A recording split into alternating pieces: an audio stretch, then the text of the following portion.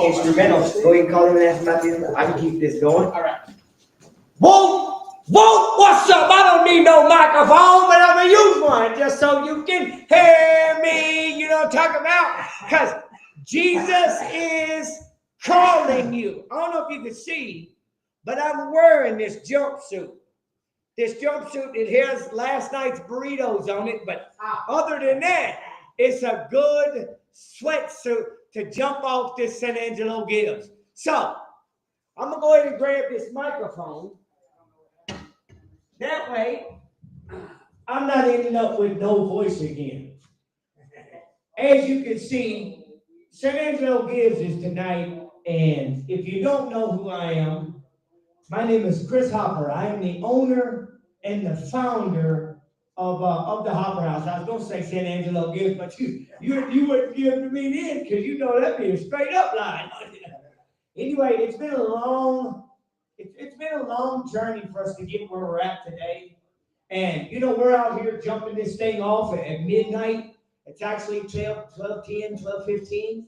But I want to jump it off because I want you to understand where the passion of my heart is. If you're looking at this thing on a replay or if you're coming back and you're asking yourself, what can I do to be a part of, or do I want to be a part of? Well, I'm here to explain to you why everything that you give to our ministry benefits and helps this ministry and helps God's kingdom get bigger and bigger and bigger.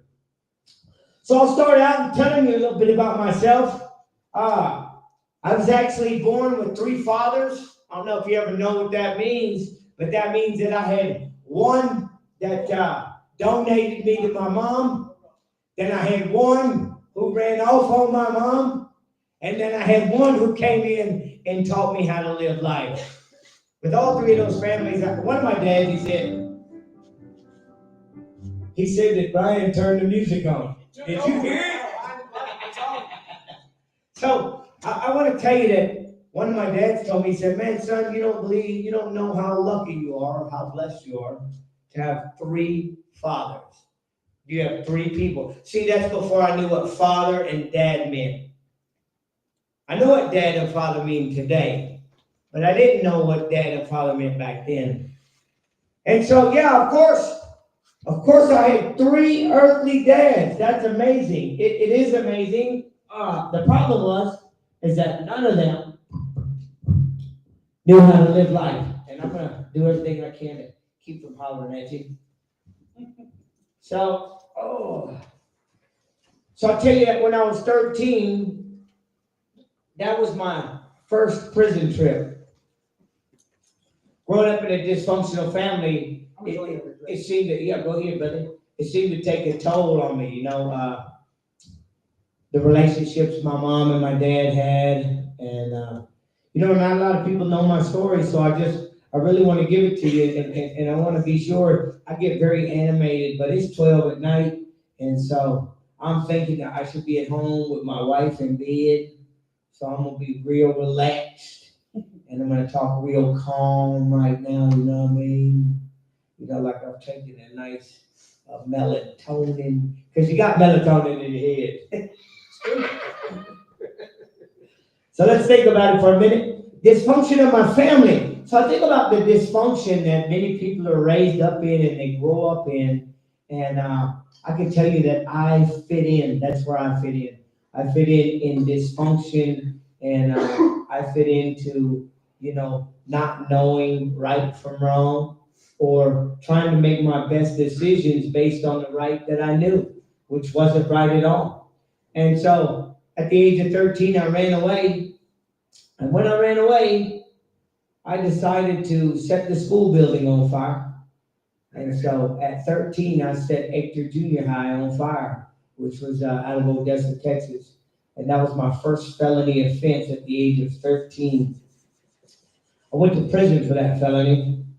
And I was there for right at 1.5 years, almost 2 years in Wichita State Falls. It's actually it was a mental health and a TDC for children. I got my first few years of prison when I was really young. And I tell you, being in prison Didn't teach me nothing. While I was there, I learned some new tricks, learned where to go and hang out with different people, learned how to do some new drugs. I mean, I learned all kinds of new things in prison. Learned how to basketball a little bit. Yep. If you want to try me in some basketball, you just come out here every now and then, and I'll show you. I'll show you what it is. So I tell you that after a year and a half, I was dysfunction. I resumed my dysfunction when I was released.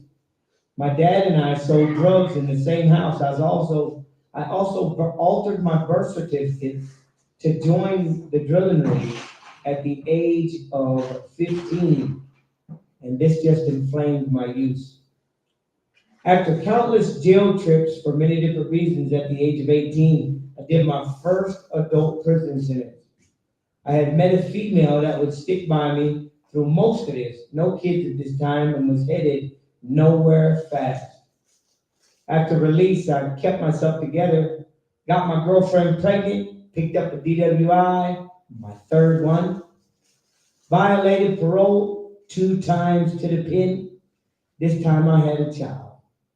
Once again, my girlfriend stayed by me and even got married before going back.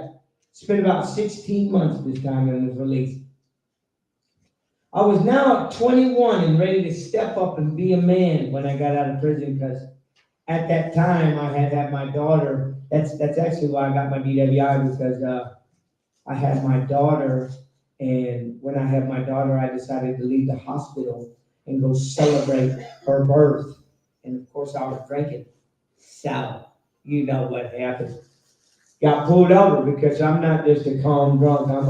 I'm an all-out drunk. When I get drunk, you don't really want to be my friend.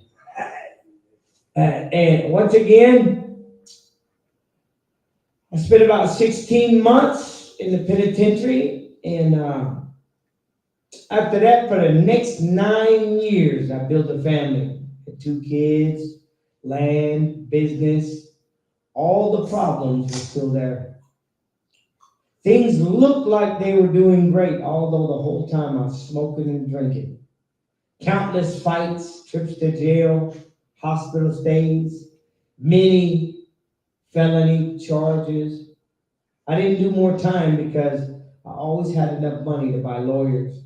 Shot twice, stabbed 3 times, in hospital in comas twice, countless fights, also hit cars head on my motorcycle, fought in the cage for 2.5 years, and I got mesh in my stomach from my rib cage to the top of my groin. And you know, I say that stuff not to gloat about who I was, but to let you know that I was the description of an alcoholic drug addict living in sinful torture. I don't know why I continued to live such a ravaged life, but I knew that it wasn't working and that I had to do something different. At the age of 29, my lifestyle finally caught up to me. This was the beginning of the end of addiction as I knew it. You see, I had gotten caught by CPS. Somebody had called CPS on me and my ex-wife, and they showed up. When they showed up, I flicked a joint in their face. I was on my way to move them over home at that time when CPS showed up. And when they showed up, I hit them in the face with that joint. When I took off from Odessa to go move that house, I got to Pecos, and my ex-wife called me and said, "Hey, they just took the kids." My kids were the world to me. They meant everything to me. But they didn't mean more than alcohol and drugs because I continued. I decided to move out of the house so my children could come back. But I had to move out of the house that I built. The house that I had put all that work and time into. I had to move out of it so that my family could be restored. I I took all the blame myself. The children were given back to my wife, but I then had free reign to do whatever I wanted to. You see, I was mandated to go to rehab, and I did so, although I didn't want to be there. I can remember going into rehab too, and it was turning point. You see, at that moment, I didn't know anything about AA or NA. I didn't know nothing about rehabs. I knew they were for addicts and alcoholics, but I didn't consider myself a drug addict or an alcoholic because, I was taught something my whole life, and it's once you're a Christian and you turn your life over to Jesus Christ, you're relieved from all addictions. And you see, I didn't understand that. I didn't understand how that worked. I know the meaning of that today. But back then, that was my excuse, was I'm using, but my life is already given to Christ. I've already given my life to God. But I wasn't giving my life to God every day. I was just telling people that I was saved. You see, I identified as an alcoholic and a drug addict. I didn't identify as a believer of Jesus Christ. I had been to rehab, and then after I got into rehab, I continued to live my life. You see, because CPS wanted me to go to rehab. They wanted me to go to rehab. Here's what I didn't know, is that when they sent me to rehab, they changed something in my mind. Now they have me questioning everything that I had ever done, everything that I ever knew. Rehab was starting to infect my mind. I was starting to think I was an alcoholic, a drug addict. You believe that? I didn't know at the time, but CPS saved my life. And I want you to know that if you know someone right now that's entangled in CPS, or they're entangled in any kind of a law or probation or any of those things, that might be the only way that you can save their life. That may be the only way that their life gets saved. At the time of living crazier than I had ever lived before, I got pulled over and I was caught with 4 separate felony drugs. Since this would be my 3rd conviction, I thought that I was going to do 25 to life. My ex-wife, because she was my wife at the time, decided that she had enough and left me the first week of my incarceration. I was going to be in there for a long time anyway. Why stick around and wait? On top of all that, the right to my children had been taken from me by CPS. About a month after being locked up, a lawyer came to see me. And I tell you that when that cop came to see me, the lawyer came to see me, I had gotten a visit just out of the blue, and I wasn't living for Christ in jail that last time either. I knew I was facing the habitual, and I knew that my life was fixing to get very downhill very quick, and so I was just excelling. I was hoping that momentum catch up. I was getting faster and faster and faster. So when that lawyer came, man, I knew that I had very little hope. But what I did do was I accepted his help. He offered to help me. And even though I was sarcastic and I was rude at the time, I went ahead and accepted his help. I mean, what other option did I have? About a month after being locked up, after being waiting on that lawyer, the lawyer came back and had me a 16-month sentence. The 16-month sentence was only because he kept the DA from enhancing all of those drugs into a felony. So it kept them all a state jail felony. So I got a 16-month sentence for my 4th conviction, my 4th number. I did my 16-month sentence and went right back to doing the same thing as before. I had lost everything. Why should I straighten up now? knowing I would definitely get 25 next time should have kept me right, but it didn't. I got out May 2011. By June, I was already deep in again. The seed to recovery started to grow though. I went into Turning Point to seek outpatient because I was in a place where the seed had been planted, but I just did 16 months in prison. I got out of prison. I continued that life of bull crap. And when I got out, that seed that was planted before I went to prison was that I was maybe an alcoholic or a drug addict. So when that actually started to root was when I got out. It wasn't while I was locked up. I was on 7 meds while I was in the penitentiary. And for a long time I was on medication. So when I got out, I still didn't think I was an alcoholic or a drug addict until I picked up and put in again. I went into Turning Point again because, like I said, they planted the seed. When I got there, the counselor that I had, her name was Ashley White. She'll always be my guardian angel. She looked at me. She said, "You need to come in, don't you, Chris?" And I said, "Oh no, I'm not coming in. I might do some outpatient, but I'm not coming in." She said, "Okay, keep trying it your way and see how well it works out." By November, I had put myself in a drug-induced coma. Drug poisons had infected my brain, and I was headed on the way out.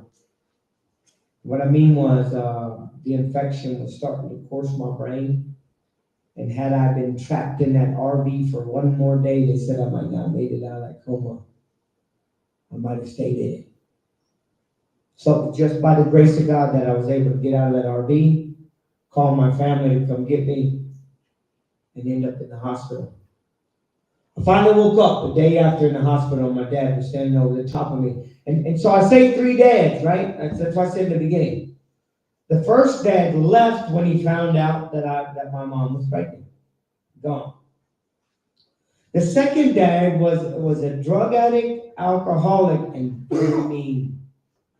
And so I learned how to abandon things really early, and I learned how to be really mean really early. And then my third dad was an alcoholic who worked every single day of his life, no matter how drunk he got the day before. So I learned how to abandon people, beat people up, use drugs, and stay drunk as long as I work. I mean, those are some great things to learn from some father figures. So, when I woke up, my dad was standing over me, and this is the dad that had taught me a lot of the drug abuse and the addiction. And when I woke up out of that coma, the dad that taught me all that stuff was standing over me with I think 12 years clean at that moment. And that was an amazing thing to know that I had a dad now that wasn't abandoning me, but was actually sitting there with me in the bottom of my disease. When I woke up, he asked me, he said, "Son, you gonna let this disease kill you, ain't you?" And I said, "Nah, Dad, that's it. I'm done with it this time." And so that was the beginning. That was when I gave myself back into Turning Point, but this time it was different because this time I was ready. This time I had an open mind. I still wasn't ready for God, for Jesus Christ. I knew he was calling me. John 15 talks about God is calling us. God chose us. God anointed us. God appointed us. But until that moment, I wasn't chosen, appointed. I didn't know none of that. Didn't care either. All I knew was I was tired of my life being miserable. So what happened? I went to Turning Point for 45 days. I moved to San Angelo, Texas, and moved into the Adams house. And I say that because I will forever be grateful for Gloria Newmeyer. She is one of my closest family members. She's just like my next mom. She's another mom to me. She took care of me. I mean, I relapsed 4 times in her house, and she still let me stay and still let me work through it. And she's there beside me today. And she runs the Adams House, and the Adams House is another sober living facility here, but they're not nonprofit. After a few months, I tell you, I walked, when I got to San Angelo and sober living, I walked everywhere, every day. I made 4 meetings every single day because I knew that I had to, if I wanted to live, if I wanted to survive, I had to make those meetings. No job, no money, very little hope. After some months, I kept walking by Chadburn and Beauregard up here. Oak Street and Beauregard, I'm sorry. And FMC now, First Methodist Church. First, okay. But it used to be FUMC, now it's just FMC, I believe. It's First Methodist Church. It used to be First United Methodist Church on the left. And then on the right was the Baptist Church. And I'm Baptist from when I was when I got baptized as a child, I was baptized into Baptist. But for some reason, God never put my attention on the Baptist church. He always put my attention on that Methodist church on the left. I walked by that church probably 2 months, 3 months, miserable, walking to meetings. And every time I walked by that church, God would pretty much tap me on the shoulder and say, Chris, go in that church. And I'd say, nah, I ain't going today. And he continuously tapped me on my shoulder about that church. One day I finally said, all right, God, I'm ready to make a fool of you now. Because I know that they're full of hypocrites. They're full of people who want to mock me and make fun of me. And I'm going to show you why I don't go into churches. I walked in that church, and I want you to know that I was attacked with more people and more love than I'd ever felt my entire life. Every side, everybody was clinging me, grabbing me. I mean, I think I even went through some special effects that day too. I think I spiked my mohawk up extra special. Put some green color in it. I think I had my nails all freshly painted. Had some homey shorts that I used to make my own designs in my clothes. I'd cut little stuff in. Extra unique. You really put in some effort that day. I put in a little extra, didn't I? Yeah. There was one woman, there's a couple of great people there that I met that have been my family. Matter of fact, it's all a part of this story out here. Is one lady come up to me and she grabbed my hair and she said, I want you to know that Jesus loves you, even with all those tattoos on your face. And man, at that time, it hit my heart. But I don't think it really hit my heart until someone came up right after she got through talking to me and said, hey, Chris, I want you to know that lady, she's blind. And I think at that moment, I knew that God was doing something special with me. I didn't know what it was, but I knew I was ready. So I'll tell you, hey, is there never mind, I got one over here. We need one. No. Now I'm just thinking about my drink. I got one right here. You need a drink? No, I got one right here. Thank you, buddy. Got fresh coffee whenever you need it. Heck no. It's only midnight. No, it's gonna be 1 o'clock before long. Yep. It's 12:30 now. So I tell you, after that day, church was a new thing for me. So you see, God was doing something new with me. And you know, there's a saying in AA and NA that says, more shall be revealed. And at this moment, God was starting to reveal more and more and more to me.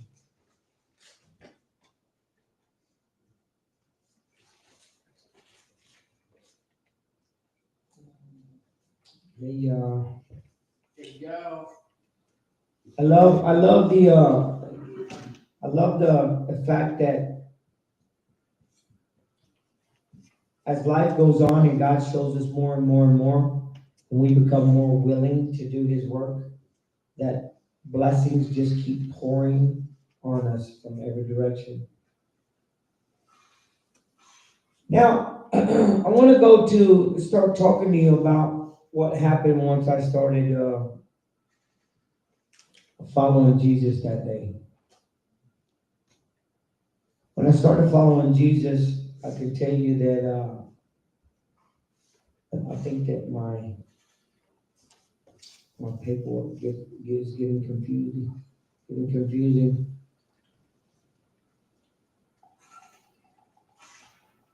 I moved out of sober living at 9 months. See, because I was in the Adams house, and after I started seeing Jesus, I started working and saving my money. It's funny because the first job that I had in San Angelo, Texas, people don't know. When I was in Odessa, Texas, I was a tool pusher, I was a driller. That means I made $100,000 a year to $200,000 a year in Odessa, Texas. When I got here, I love to preach to people about take the job that you can get. And the job that I can get at that time was the Liberty tax sign holder. Anybody know what that is? Yeah. That's the job that I had. I made $7.15 an hour. And I worked 4 hours a day. And I rode my bicycle to get there in the middle of winter. Raining, cold, snowball. People was hitting me with snow because it actually rained that year. So they actually was throwing snowballs and ice balls at me while I was waving the sign. You know what I'm saying? You don't want to see me hold that sign. You know what I'm saying? Yeah. I'll flip that sign. Professional sign. Yeah. So I moved out of sober living at 9 months. I bought my own little trailer house. I started saving up money. I'd gotten better jobs. Yes, it started with Liberty Tax. That's not where it ended. I kept getting better and better jobs. I mean, more was revealed. Better things were coming. New opportunities were coming along. So I ended up saving up money. I ended up buying a little, it used to be a trap house, but it was just a mobile home that wasn't ready to be lived in. I started working on that mobile home, doing some electric work on it. I had plastic up in one room. I was living in it one room at a time, right? One bathroom. It had no hot water. It was a nice day to get off work, go in the winter time and take a nice cold shower. It was amazing. It was home though. That's all that matters. And so, as I was sitting there one day, a year and a couple months after I got to San Angelo, CPS called me. They said, Chris, do you want to see your kids? And by the way, my children, the rights had been taken from my children. I couldn't see my children. I hadn't seen them in 3 years. And I wasn't sure if I'd ever get to see them again. After they called me, 3 months after they called, I had custody of my children. Now I'm raising my children that I had been stripped from because of my actions. Now my actions were getting them back. God was restoring what I had given up, but I had to do the work. I started my own business as well. So now I had a new job. Like I said, more and more kept revealing itself.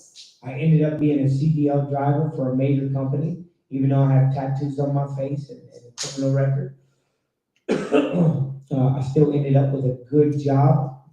It's not a job that I had in Odessa, Texas. It still had to do with the oil field, and I was still making $100,000 a year, but I was doing the right thing with the money. On top of having that job, raising my kids, I also started moving mobile homes. The whole time I was saving my money and raising my kids. I had 2 girlfriends in recovery. After 12 months clean, and the last one stuck. Still around, isn't she? Yes, he did. Yeah. 2 weeks after meeting my wife, we got married. For y'all who don't know it, it's Brandy Hopper. It's my wife. When we met, she was on probation, and so she had 5 years left on probation. And it was very neat because when we met, I knew that God had done a new thing with her, and we were going to do new things together. And so I took her to report one day. She was living in a sober living home. And when I took her to report, her probation officer told her that she was going to be violated because somebody had snitched on her for hanging out with me, and I'm a felon. I'm a convicted felon. I'm not a good dude. And so she came out to the car and she was crying, and she was like, "Man, they're going to violate me if I keep staying with you." And I'm like, "Oh, I guess that means today's the last day." And she goes, "Heck to the no." Yeah. I'm willing to go ahead and take that bid. So see, my wife was willing to go to prison to stay with me. Man! Wait, so she asked you to marry her? No, Oh, okay. no. That was before we asked. So Okay. the cheat code. Chico. The cheat code did not go into prison for having a felon boyfriend or girlfriend. Right. It's to marry him. Right. Yeah. So at that moment, I asked her to marry me. Sealed the deal and said no? Nah, I told her, but I did tell her, say that, she said yes, of course, but the main thing was I had a 16-year-old daughter, and I had to make sure that my daughter said yes first. So I went home and I told my wife, I said, but if my daughter doesn't say yes, then we'll have to think about this. And of course, my daughter said yes. So we ended up doing it.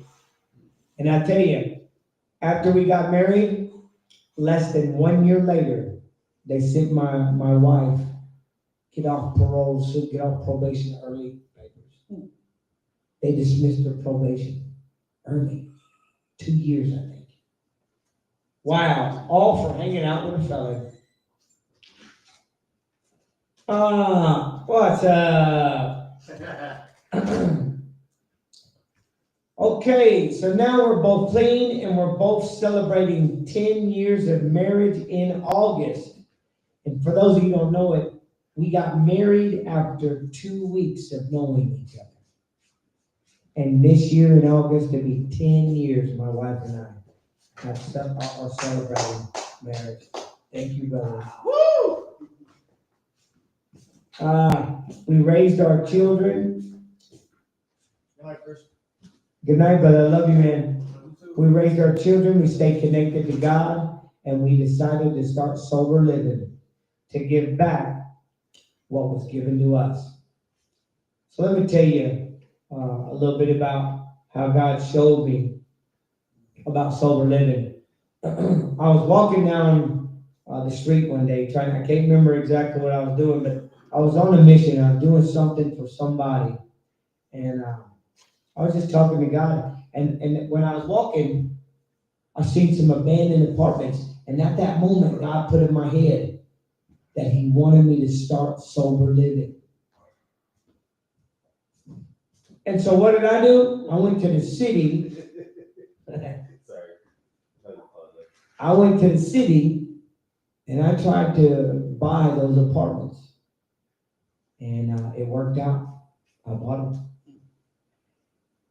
But after 2 months, I couldn't get no water, no electric, no permits, nothing done on these apartments. So I just hit my knees and I just prayed and I said, God, what is it? I mean, I could have swore that you wanted me to start sober living. You know, a lot of people said that the city wouldn't give you your money back if you spent time, and I don't believe that. I believe that since it wasn't my time, God wasn't ready for me to do that yet, that I had every bit of faith that I would get that money back. So I went to the city and I told them that, you know, I couldn't do nothing with these apartments if I couldn't get anything approved. And sure enough, they gave me my money back. When they gave me my money back, I just had to ask God. I was like, God, I know I heard you say you wanted me to start sober living. I knew it. And then I heard him say this. I did. I just didn't say now. You see, I'm always trying to hear what I want God to say instead of listening to what he's actually saying. I'm so impatient and impulsive that I'm not willing to wait. I speed things up. So today, I bought the apartments in 2020 in the height of COVID. After about 8 years or so in my recovery, finally the moment came about that the apartments, 211 West 1st Street, that was our first purchase, sober living. It was an active trap house. There were 3 people living in there. 2 of the people weren't paying rent, and the one in 5 where we have now found 11 crack pipes. It's 11 now, because the one that the Jesus found the other day? The one that was living in apartment number 5, he was an actual drug dealer dealing out of there. And so something else people don't know is there was over 12 overdoses and deaths in that apartment complex until that moment. Since we've had 1 successful death. What I mean by that is we've had 1 go home. Mr. Johnson. Joe Johnson. Yeah. Yeah. Hey. Joe Johnson, man, he made it home. He made it home, and he went by natural causes. Died And he expired with his hand on his crotch. Just to be honest. Yeah. So he died with his hand right there. So I tell you, the crazy thing is that in 2020, you couldn't just kick people out. They could squat and live. So I'll tell you what we did.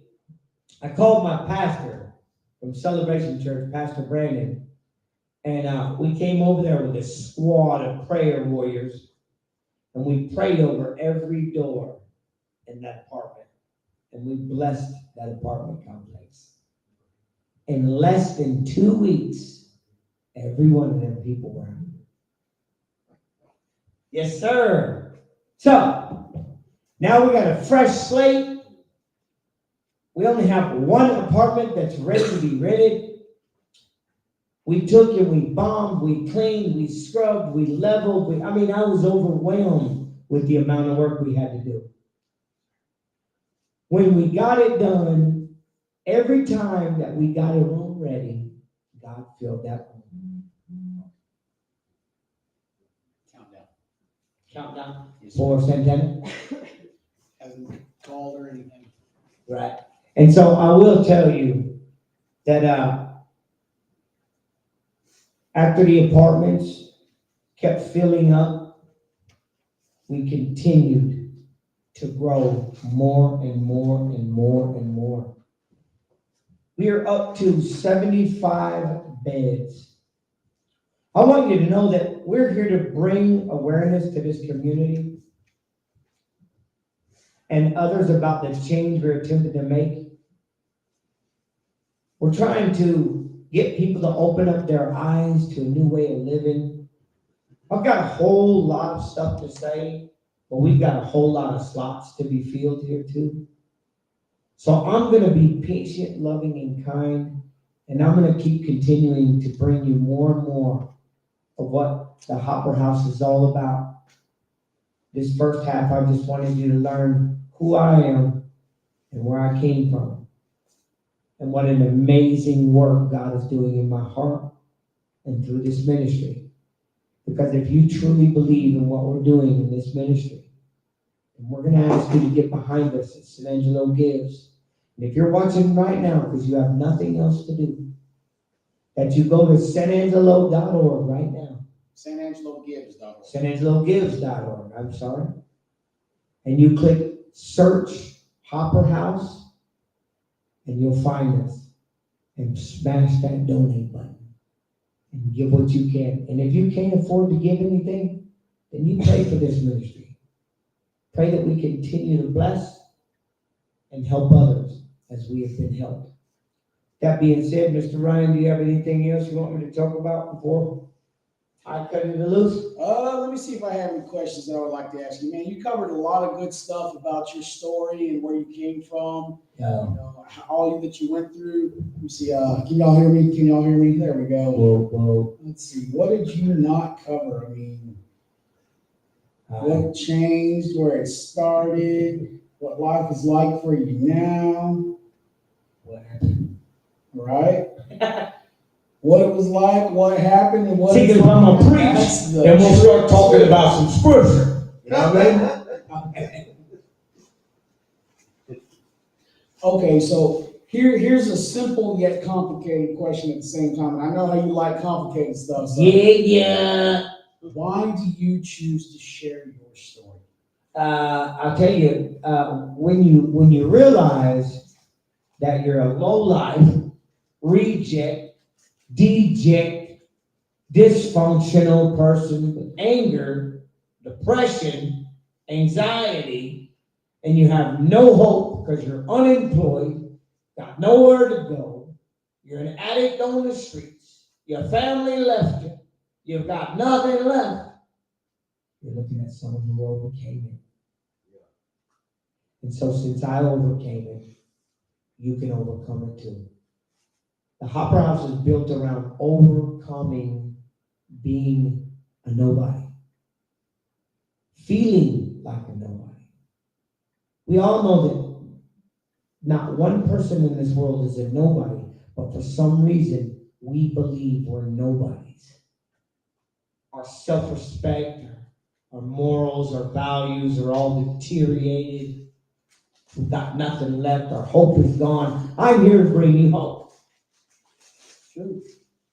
You know, I mean, it's really interesting about being an addict and recovering because we really have torn ourselves down through our natural cause of actions and then putting ourselves back together through this will that we help and we help others get into themselves. And, you know, whenever we get to a point where that will is being fed into us, it really, you know, I mean, it's like we're swept away by a river, and you know, it's amazing to see that take over, and you know, to know where we came from and what we've been through. Remember that, you know, that's important to have, you know, where it all why we do it. It's very important. Yeah. All right, well, we got about 4 minutes left, so thank y'all very much for watching this opening right here. And we're going to take just a short break, and we're going to shoot it back over to church, and then he'll shoot it back over to us here after a little bit. Y'all stay tuned. Remember, stAngeloGives.org, whatever you St. Angelo Gives. Even if it's just a prayer. God bless y'all. Love you. I'm going to press a button. Which button do I press? I'll figure it out. Hey, if you would, Yeah. Ryan, Yeah. if you just go to your instrumental, and then you'd have plenty of time to, that's your time filler anyway. Just let the tape roll and then switch your camera. Just get it. Should be right here.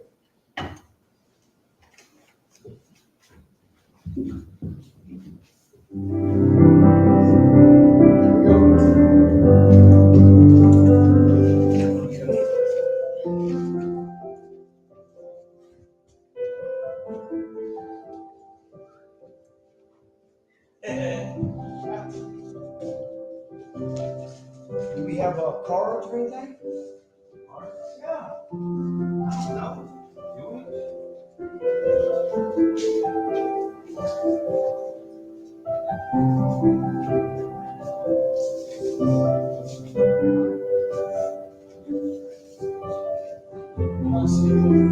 You glad that you're back?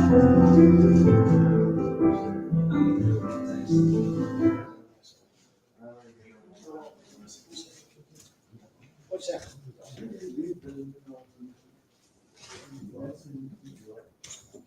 Alright, all of your. Okay.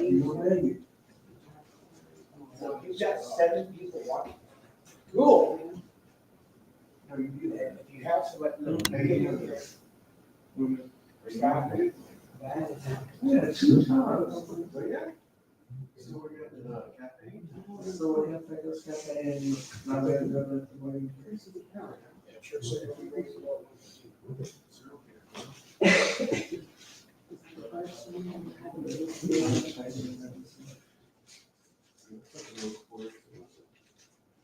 And today was your name day to look forward to. You doing that too? No, what happened? That? Yeah. Mine's at 7 in the Hate morning. it? It's on the schedule. Like, let's be on the schedule. It's a birthday. They schedule it all. Happy birthday, man. Yeah, I'm gonna sit down so I'll sort it. You're 26 now? Yeah, I remember you. When you 3 years too? So you're gonna Abby? see. No. Oh, yeah. I mean, You go around. We're sitting in this fit. Years? You don't want to tell the world your story? That's a bunch of stuff. Mario? Yeah, I heard. What step are you on?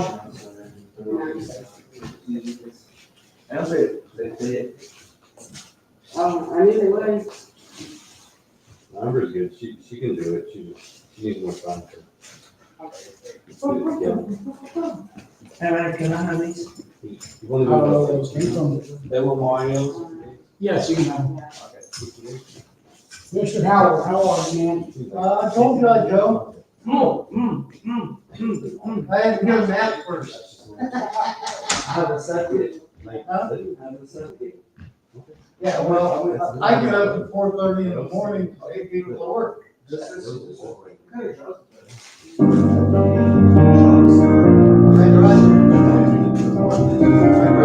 That's what Tom's here. We've got,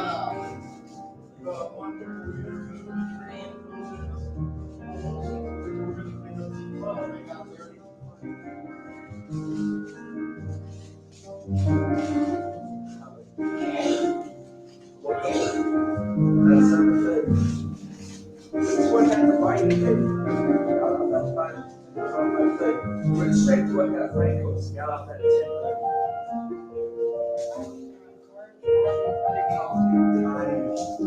But all in all, you know, today is.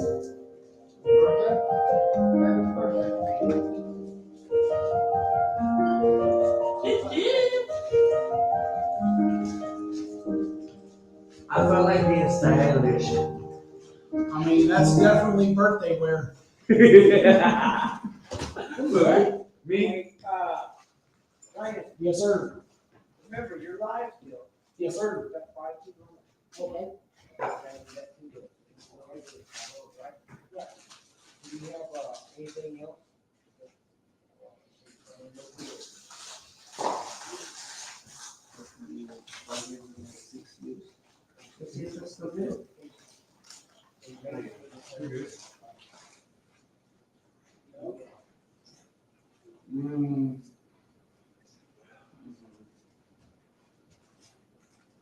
starting to rain. It is. Yeah. It's misty.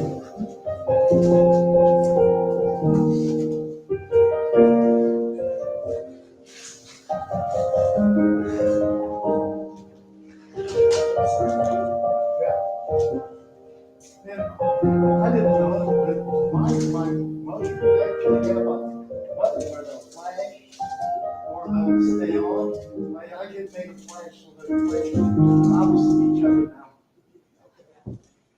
Just click something, you know. Just click something.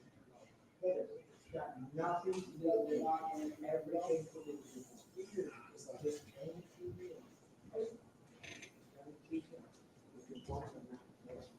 Two big trailers.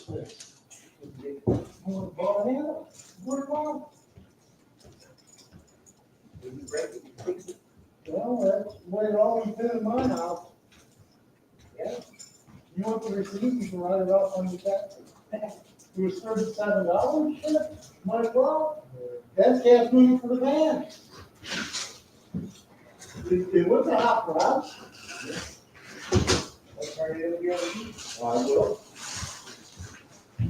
I figured you might appreciate somebody taking care of the problem. Well, no, it wasn't a problem. It was, I had to go to 3 different dealers to find the right one. But they were all right there. On Bell Street. The other one were Bell Street. But I know where to get them now. Well, I apologize, man. I should have had somebody back there, but they were all in a meeting. Next time I'll just wait and grab somebody and do it. I back there, up front. Do you have my phone? It's over here. Well, I was gonna engage in the chat a little bit. Is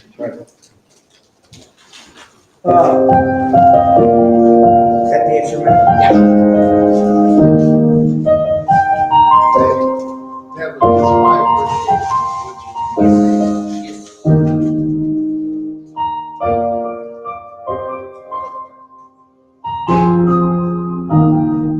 It's on the one with your red light.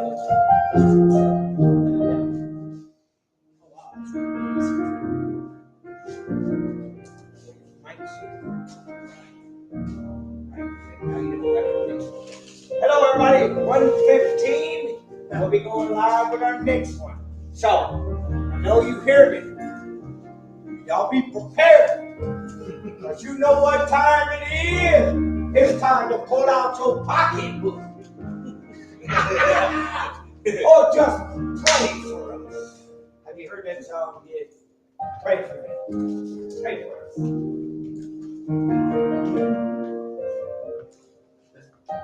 Right? Yo. So we're gonna do this a couple times.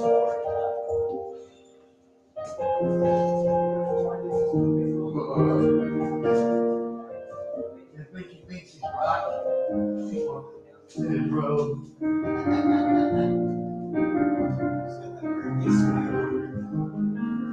I said, you got a birthday special. That birthday at this. Hey, good. You really love this?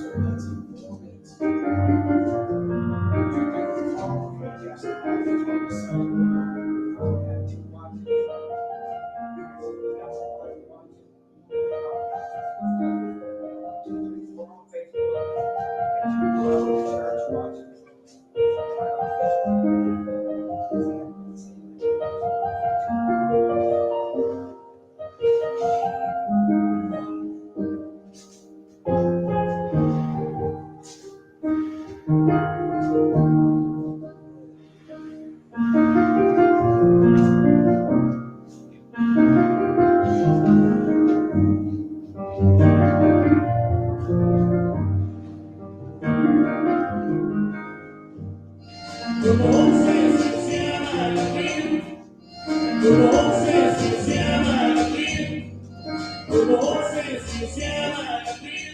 off your face.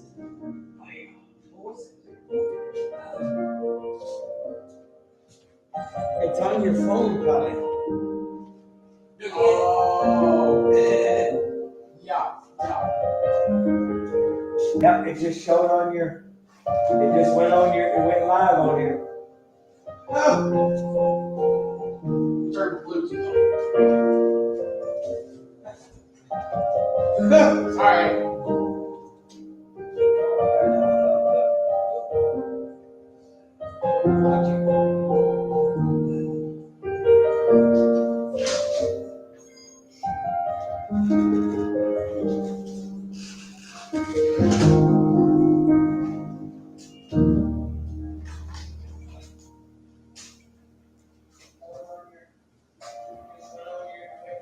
Yeah, everything's gonna be soft, so I don't think we're gonna get to paint tomorrow.